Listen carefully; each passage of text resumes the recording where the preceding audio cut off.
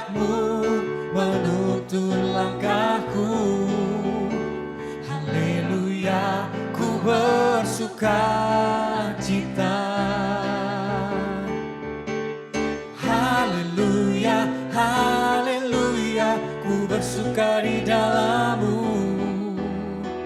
Haleluya, haleluya, menari dalam-Mu.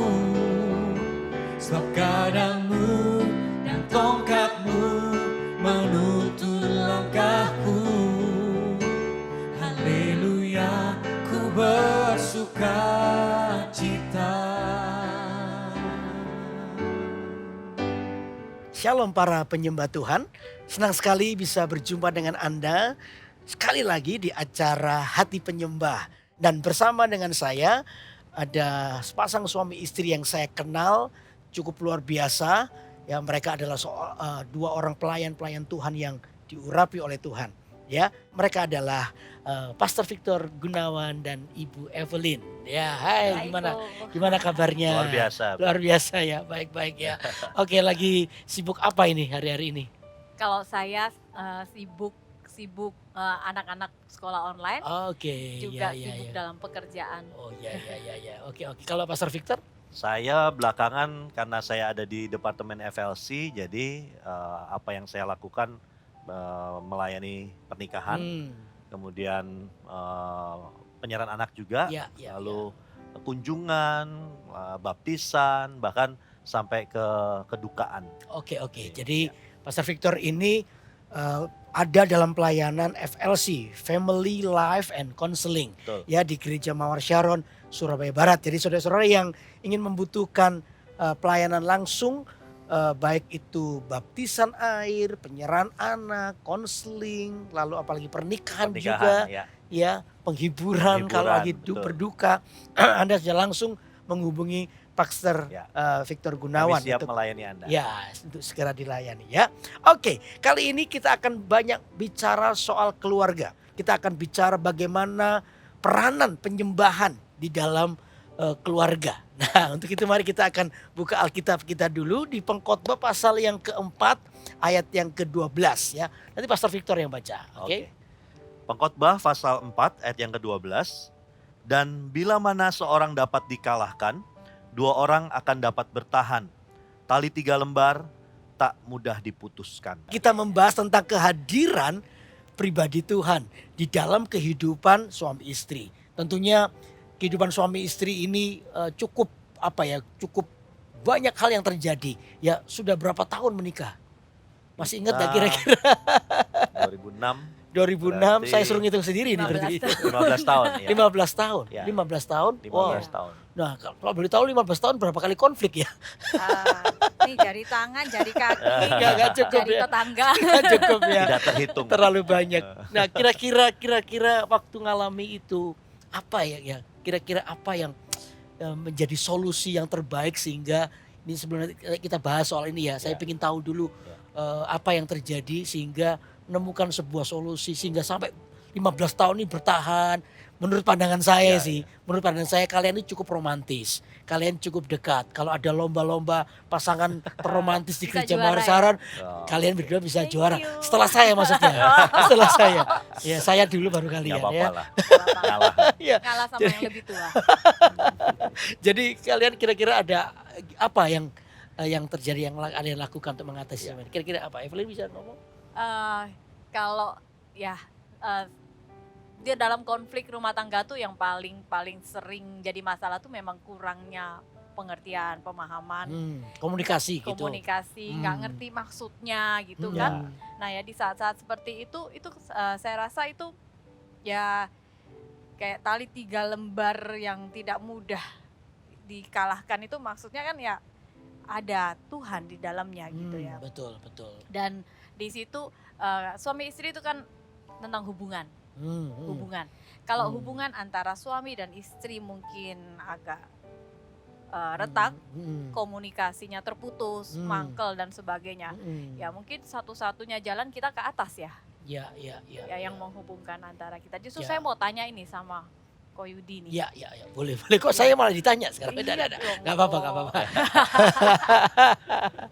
Oke. Saya mau tanya sama Ko Yudi. Ya. Nah, di sini kan Ko Yudi nih pingin bahas tentang mesbah keluarga kan. Betul, Ya justru betul. di saat-saat kayak ketika konflik, nah itu kan susah banget kok. Gimana itu kalau lagi sebel terus ngajak doa gitu loh. Nah, suami duluan yang ngajak atau istriku gitu loh. Iya. Atau yang salah yang duluan Ini atau kayak yang benar pengalaman gitu pribadi loh. nih kayaknya. Nah, iya kok. Nah, Iya. para penyembah tuh mungkin butuh sedikit masukan dari Ko Yudi gimana gitu. Iya. Oke, ini pertanyaan yang bagus banget. Sebenarnya kalau kita lihat dari tujuan daripada pernikahan itu sebenarnya bukan sekedar pingin bahagia. Banyak orang pingin bahagia. Ya dulu waktu yang lalu saya sempat ada sepasang suami istri yang datang pada saya dalam konflik yang cukup berat di dalam rumah tangganya. Dan di ujung daripada konseling itu mereka memutuskan mau bercerai. Oh. Saya mencoba untuk menjelaskan kepada mereka tentang pentingnya pernikahan, keutuhan rumah tangga dan sebagainya. Itu nggak cukup untuk bisa membuat mereka membatalkan perceraian itu. Ya. Lalu terakhir saya tanya kepada mereka, dulu tujuan pernikahannya itu apa sih? Ya mereka bilang ya pengen bahagia. Ya pasti. Justru saya bilang itu yang salah. Tujuan pernikahan itu bukan bahagia. Bahagia itu adalah berkat, bonus daripada Tuhan setelah tujuan yang asli tercapai. Nah tujuan asli tercapai itu apa? Nah ini yang saya mau jelaskan. Coba buka dulu Pastor Victor, Kejadian pasal 1 ayat 27. Kejadian pasal 1 ayat 27. Oke. Oke. Kejadian pasal 1 ayat 27. Ya. Maka Allah menciptakan manusia itu menurut gambarnya. Nah, Menurut gambar Allah diciptakannya dia, laki-laki dan perempuan diciptakannya mereka. nah, jadi Alkitab jelas berkata bahwa Tuhan tuh menciptakan manusia itu menurut gambarnya. Ya. Laki-laki dan perempuan. Jadi menurut secara genre ya. Bukan secara manusia pribadi. Tetapi secara genre Tuhan itu menciptakan manusia menurut dua jenis. Yaitu pria dan wanita. Sebagai gambar Allah. Nah kapan gambar Allah itu sempurna? Kapan? Dalam pernikahan. Ketika pria dan wanita yang diciptakan menurut gambar Allah itu dijadikan satu. Nah disinilah gambar Allah sempurna. Makanya itu tujuan pernikahan itu di situ. Apa? Supaya gambar Allah sempurna. Oh, jadi Ya. lewat gesekan itu ya. Nah, justru Jadi- kan ketika Oh. gesekan terjadi itulah waktunya kita tahu bahwa tujuan Allah harus tergenapi. Jadi waktu konflik berlomba-lombalah untuk merendahkan hati. Oh. Berlomba-lombalah untuk mengalah karena itulah waktunya kita itu disempurnakan Menjadi sebagai pribadi yang lebih Ya. baik, Baik. serupa dengan iya gambar pria atau Allah. wanita atau pria maksudnya Ya, ya. begitu. Nah di situ, nah dari peranan inilah pentingnya sebuah mesbah di dalam keluarga. Ya. Ya, mau tanya kayak ini wajahnya ini. Mau tanya apa? Tanya gimana? Iya. Kalau ngomong mesbah keluarga itu Iya. mungkin kata mesbah sendiri kan tidak umum ya. Iya. Kita seringkali berpikir mesbah itu satu meja altar yang nah mungkin itu membuat bingung orang. Nah, lebih praktikalnya gimana? Ya, kalau ngomong soal mesbah itu berarti begini. Bicara soal sebuah keputusan untuk kehidupan doa. Masih ingat ya bahwa manusia itu terdiri dari 3 unsur. Yaitu manusia, tubuh, jiwa, dan roh. Nah dalam pernikahan juga begitu. Yang bersatu bukan hanya tubuhnya. Tubuh bersatu nggak usah diajarin sudah. Itu refleks manusia. Tapi adanya namanya jiwa dan roh. Nah saya ngomong soal kesatuan di dalam roh ini tadi. Ya. Kesatuan di dalam roh itu sudah tidak ada cara lain suami istri. Supaya rohnya bersatu. Satu caranya yaitu berdoa bersama. Jadi yang dimaksud dengan mesbah tadi adalah membangun dengan sengaja kehidupan doa secara bersama. Ya. Kenapa harus bersama? Nah ini penting. Saya lalu pernah punya teman salah seorang pendoa. Ini pendoa syafaat tuh. Pendoa syafaat itu berarti orang yang lebih suka berdoa daripada makan loh ya. Betul kan? Kalau suruh milih, ayo mau doa atau makan? Pilih doa dia. Luar biasa. Karena dia suka berdoa. Berdoa syafaat. Doa syafaatnya lama banget kan begitu. Nah orang ini kan pasti orang yang ya kalau dia suka berdoa pasti dekat dengan Tuhan lah. Tapi satu hari dia datang kepada saya. Dia berkata, Pak Yudi, kenapa ya Pak? Saya ini kan pendoa syafaat. Kok bisa saya ini bertengkar terus dengan istri saya? Kok konflik terus dan itu bisa terus berlanjut-lanjut begitu. Kenapa ya Pak Yudi? Nah, saya juga bingung. Ya. Ini pendoa kok bisa konflik gak selesai-selesai. Ada masalah apa ini? Lalu tiba-tiba itu Tuhan berbicara kepada saya. Suruh tanya ke orang itu. Kapan terakhir dia berdoa dengan pasangannya? Kapan dia terakhir berdoa dengan pasangannya? Waktu saya tanya kapan terakhir berdoa dengan istrimu? Dia kaget. Wah itu. Saya sudah lama gak berdoa dengan istri saya berdoa sendiri. Nah, berdoa sendiri itu tidak salah. Memang itu panggilan kita. Setiap orang harus berdoa pribadi dengan Tuhan. Tapi ketika memasuki yang namanya keluarga, bangun mesbah, berdoa dengan pasangan itu penting. Kenapa? Karena begini, berdoa sendiri dengan Tuhan itu mengcover diri kita secara pribadi dengan Tuhan. Tapi berdoa dengan pasangan itu mengcover apa? Komunikasi. Itu namanya rohnya bersatu di situ. Jadi bukan berarti setelah itu tidak ada konflik. Oh, akan terjadi konflik. Cuman karena dia adalah orang yang membangun mesbah dan membangun kehidupan rohnya bersatu, maka kita itu meminimaliskan yang namanya salah pengertian. Jadi kalau model tadi dari konflik tadi, siapa mulai dulu? Ingat, orang pasti pikir, oh enggak, ini adalah waktunya aku untuk merendahkan hati. Supaya apa? Supaya rencana Allah itu bisa hidup dalam kehidupan kami. Maka saling mendahului kata Alkitab. Untuk apa? Memberi hormat. Nah dari situlah kita ini bisa melihat betapa pentingnya kita ini mengerti tujuan dengan lewat penyembahan bersama-sama, bangun mesbah, doa bersama dengan suami istri, bersama dengan Tuhan. Maka kita bisa melewati semua hal yang kita alami. Konflik demi konflik pasti terjadi. Nah Pak Ridi, biasanya kan kalau orang lagi konflik, perasaan gak enak, susah malah kalau mau dipaksa untuk doa sama-sama. Gimana dong? Nah justru itu yang dikalahkan. Waktu kita ini mengalami konflik lalu kata Alkitab saling mendahului, memberi hormat. Tapi karena kita ini gak mau, pasti sebabnya perasaan kita. Perasaan kita tambah gengsi lah. Tidak mau dikalahkan. Marah, merasa diperlakukan tidak adil. Nah perasaan itu yang dikalahkan. Waktu perasaan itu dikalahkan itulah percaya satu ini. Kalau kita nih belajar untuk merendahkan hati, Tuhan itu memuliakan kita. Betul lah. Dan itu ya kok ya. Saya jadi ingat kasih itu kan menutupi banyak sekali dosa. Betul. Jadi ketika kita mungkin benar enggak ya gitu ya. Ya pasti benar. Ketika kita berdoa bersama-sama, kasih dari sumber kasih itu. Ketika mungkin kita lagi marah tuh kan kasihnya pasti berkurang. Betul. Nah tapi ketika kita sama-sama berdua ini menghadap tahta kasih karunia Allah, itu berarti kasih dari sumber kasih yang luar biasa itu mengalir dalam hubungan kita. Memampukan kita mengampuni, membersihkan segala kesalahan. Gitu kan ya Ko ya. Saya setuju banget itu. Makanya jadinya kalau misalnya kita menjalani kehidupan sehari-hari seakan-akan kasihnya nggak pernah habis gitu. Iya betul. Di dalam dari hadirat Tuhan itu tadi. Iya, jadi kita nggak akan pernah kekurangan kasih kalau kita selalu datang pada hadirat Tuhan gitu ya. Benar. Wah luar biasa. Ya, saya satu pertanyaan lagi boleh nggak? Iya, oke, silakan. Gini kok, sesering apa suami istri itu harus membangun mesbah bersama? Kan gini kok, ada yang suaminya dokter atau istrinya sibuk ya, apalagi kalau udah punya anak kok, apa harus tiap hari atau harus minggu sekali atau hanya waktu bertengkar? Nah gitu kan kok ya, gimana kok? Iya, kalau saya sarankan sih selama bisa bertemu atau mungkin kalau berjauhan pun bukan tidak ada, artinya bukan alasan untuk tidak membangun. Saya dengan istri saya harus setiap hari. Sekalipun kadang dia berjauhan. Ya kadang itu bisa lewat telepon, bisa apa. Komunikasi dibangun lewat doa-doa kita bersama. Saling memberkati, mendoakan. Itu penting. Bukan hanya waktu dalam bertengkar. Jadi kita suatu saat kita akan kecolongan kalau sudah seperti itu. Tidak.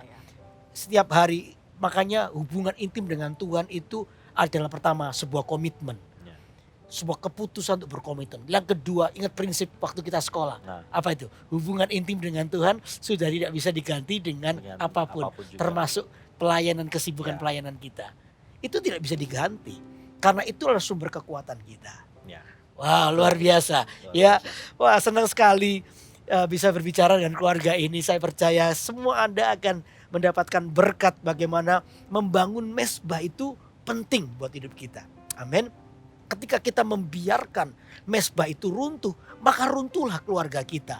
Kalau kita membiarkan mesbah itu tidak dibangun, maka hidup kita akan terus tinggal di dalam puing-puing kehancuran. Karena itu coba lihat, kalau hari ini keluarga Anda semakin berantakan, jangan-jangan Anda membiarkan mesbah keluarga Anda tetap runtuh. Kalau hari ini Anda merasa tidak beruntung tanda kutip, seolah-olah berkat Tuhan itu menjauh, seolah-olah tidak pernah bisa sepakat dengan pasangan, jangan-jangan kita membiarkan mesbah kita runtuh. Karena itu biar hari ini ketika Anda mendengar pembicaraan kita ini, mari kita izinkan Tuhan untuk menjamah kembali kasih di dalam hati kita. Kembali kepada kasih yang mula-mula. Ayo para suami, kenapa saya bicara dengan para suami? Para suami Anda adalah imam dalam keluarga. Mulailah dulu. Ajaklah istri dan anak-anakmu. Ayo kita menghampiri takhta Tuhan. Berdoa dengan berdoa yang simpel, yang sederhana saja. Mulai dari itu dulu. Ya saya percaya nanti Tuhan akan bawa Anda masuk dalam pengalaman-pengalaman yang lebih indah lagi. Dan saya percaya keluarga Anda akan selalu dikuatkan oleh Tuhan. Amin. Dan hari ini saya mau berdoa bagi saudara-saudara yang hari ini membutuhkan sebuah pertolongan doa. Mungkin hari-hari ini Anda para suami sedang kehilangan istrimu. Istrimu sudah jauh daripada Tuhan, atau sebaliknya para istri Anda sedang bergumul berdoa untuk para suami. Ya gak tahu hari ini suamimu kemana, mungkin hilang atau kemana. Ya Anda merasa bahwa Anda ingin terus berdoa buat suamimu. Ada juga yang para istri yang merasa suami ada tapi suami tidak berfungsi dengan baik. Mereka tidak kenal Tuhan. Ada banyak permohonan doa yang masuk. Atau mungkin anak-anak yang lagi berdoa buat papa mamanya. Saya berdoa, saya rindu sekali keluarga Anda dipulihkan. Amin. Sehingga apa yang namanya kepahitan dari anak-anak tidak akan pernah berlaku di keluarga Anda. Yang ada cuman kasih Allah yang memulihkan. Dan saya percaya kalau dalam kisah di Alkitab, kenapa Yesus membuat mujizat ya air menjadi anggur, padahal sebelumnya Yesus berkata bahwa apa yang kamu ingini ibu daripadaku, waktuku belum tiba. Yesus sendiri berkata bahwa waktunya untuk melakukan mujizat itu belum tiba. Tetapi karena melihat kebutuhan dari sebuah keluarga, Yesus pun melakukannya. Artinya apa? Di mata Tuhan, keluarga itu sangat-sangat penting. Kalau ada orang-orang yang hari ini berdoa buat keluarganya, saya percaya Tuhan pasti mendengarnya. Amin. Karena dengan iman hari ini mari kita bersama-sama datang kepada Tuhan. Ayo kita bawa keluarga kita. Amin. Amin. Kalau Anda adalah orangnya, mari kita angkat tangan kita bersama-sama untuk kita memohon doa. Ya kita naikkan pujian dulu ini buat Tuhan. Mari kita bawa hati kita kepada Tuhan. Nyanyikan pujian ini. Haleluya, haleluya. Katakan sama-sama. Haleluya. Terima kasih Tuhan. My best friend. Amin. Katakan. Holy Spirit. Holy Spirit. My best friend. Dia sahabat kita. Mari nyanyikan pujian ini. Best friend. Holy Spirit. Holy Spirit. My best friend. Sekali lagi mari katakan dengan pengharapan kita, katakan ini. Amin. Best friend. Holy Spirit. Holy Spirit. my best friend. Nah sekarang saya mau berdoa untuk setiap jemaat atau para penyembah Tuhan yang hari ini Anda membutuhkan sebuah pertolongan untuk keluargamu.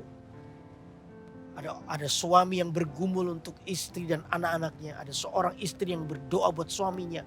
Ada orang tua yang berdoa buat anak-anaknya. Ada anak-anaknya berdoa buat orang tuanya. Saudara, dengan yakin, dengan iman, Tuhan mendengar doa Anda. Karena itu bersama-sama dengan saya hari ini, mari kita angkat tangan kita. Saya mau berdoa buat Anda. Dalam nama Tuhan Yesus, hamba berdoa untuk setiap tangan yang terangkat ya Tuhan. Mereka yang berdoa buat pemulihan keluarganya. Hamba berdoa hari ini, Tuhan terjadilah pemulihan. Engkau yang mencurahkan anggur baru kembali dalam keluarga demi keluarga. Mereka mengalami sebuah pemulihan. Bahkan yang kelihatannya jauh dan kata manusia tidak mungkin. Menjadi mungkin karena Tuhan. Tuhan yang berkarya, Tuhan yang bekerja di dalam keluarga ini. Hamba berdoa sekarang di dalam nama Yesus. Segala bentuk ikatan dosa atau apapun yang menghalangi. Dalam nama Yesus dipatahkan. Sehingga setiap suami kembali kepada istrinya. Istri kembali kepada suami. Hati bapak kembali kepada anak-anak. Dan hati anak-anak kembali kepada bapaknya. Dalam nama Yesus terjadi pemulihan hari ini. Yesus, kami memerlukan Engkau. Karena itu Tuhan, biar sungguh-sungguh mesbah mulai dibangun dari keluarga demi keluarga. Dalam nama Yesus. Karena disitulah letak kekuatan hidup kami. Disitulah terjadi perubahan buat hidup kami. Hamba berdoa sekarang, terimalah jamahan Tuhan untuk keluarga demi keluarga di dalam nama Tuhan Yesus. Terima kasih ya Tuhan, kami percaya Engkau akan segera memulihkan keluarga demi keluarga.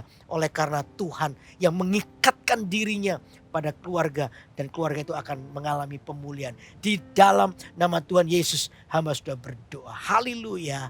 Amin, amin, amin. Wow, senang sekali untuk terus berbicara ya. Thank you buat Pastor Victor dengan Ibu Evelyn untuk bisa menjadi berkat buat para penyembah Tuhan.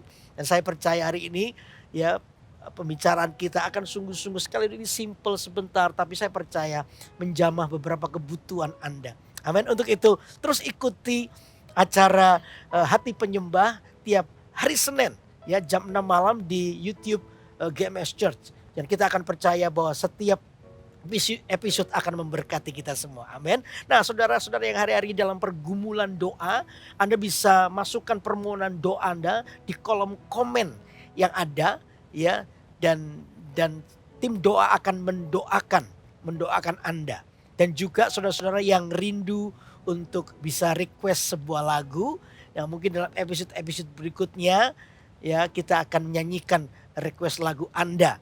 Dan biar ini menjadi berkat buat Anda. Amin. Dan jangan lupa untuk subscribe, like, dan share. Serta tekan tombol loncengnya supaya Anda bisa terus mengikuti update informasi terbaru.